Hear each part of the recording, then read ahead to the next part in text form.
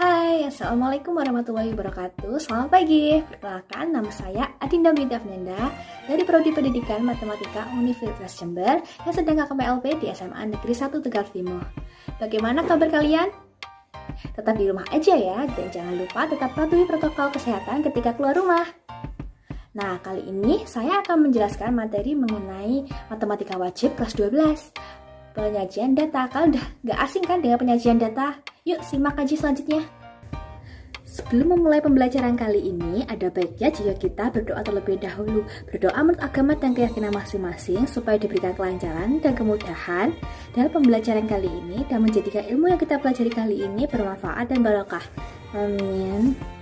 Baca dan pahami materi ini secara sesama ya.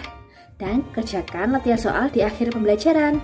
Nanti kalau ada pertanyaan atau ada yang kurang jelas, silahkan scan barcode di samping.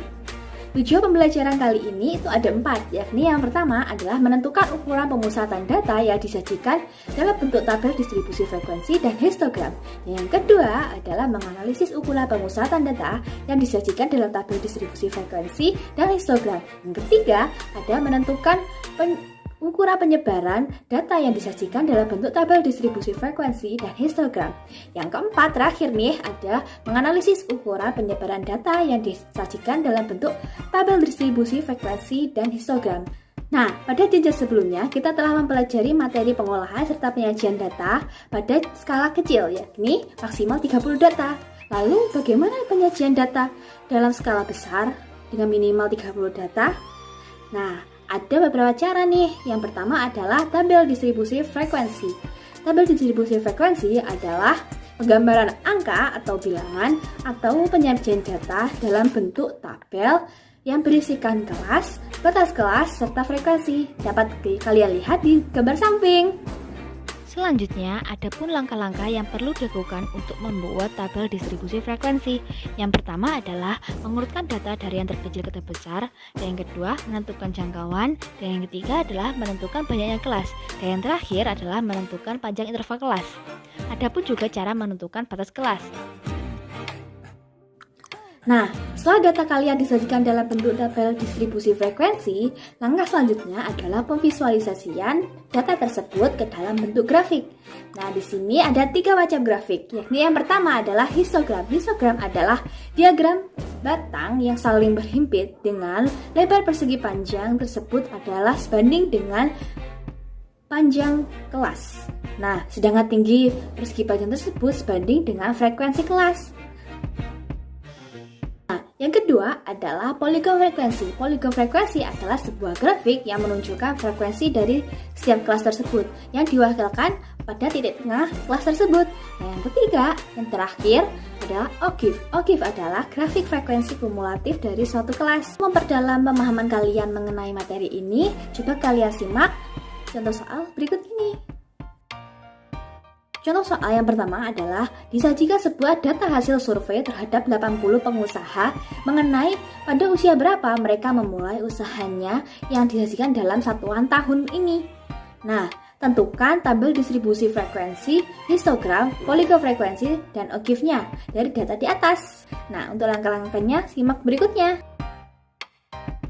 Langkah-langkah yang perlu diperhatikan yaitu pertama adalah urutkan data tersebut dari yang terkecil ke yang terbesar.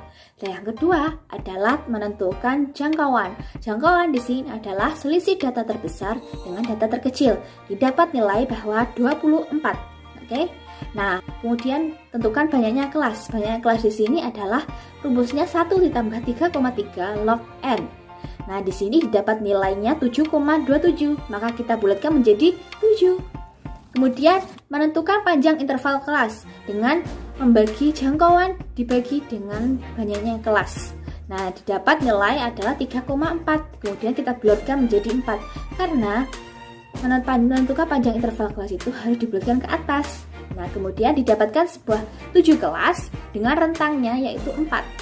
Jadi kita mulai dengan 16, 17, 18, 19. Begitu seterusnya sampai mendapatkan 7 kelas. Oke, kemudian kita menentukan batas kelas. Batas kelas di sini didapat dari ada 2, yakni batas kelas bawah, batas kelas atas.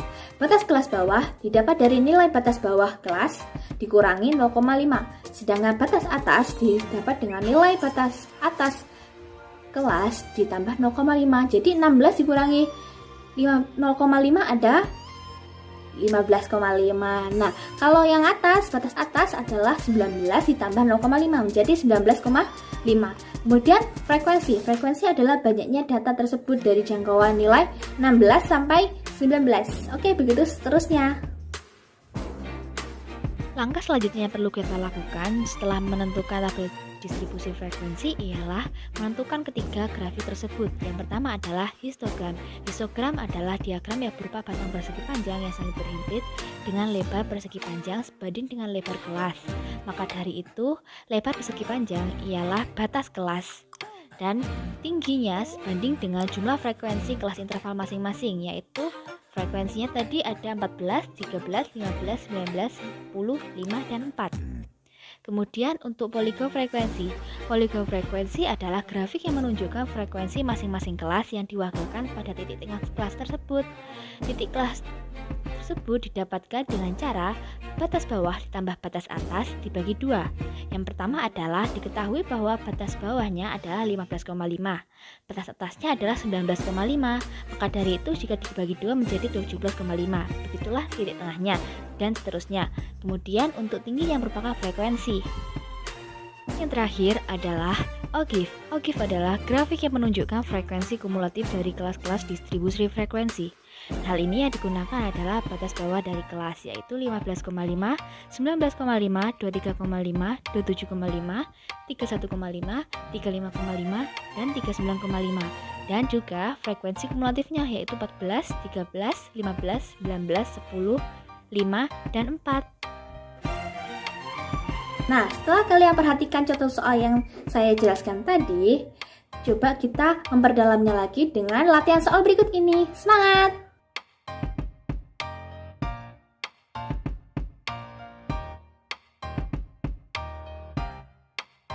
Selesai sudah pembelajaran kali ini, dan terima kasih telah menyimak video ini sampai akhir. Tetap semangat untuk belajar di masa pandemi seperti ini, dan jangan lupa jaga kesehatan selalu. Assalamualaikum warahmatullahi wabarakatuh. Selamat pagi.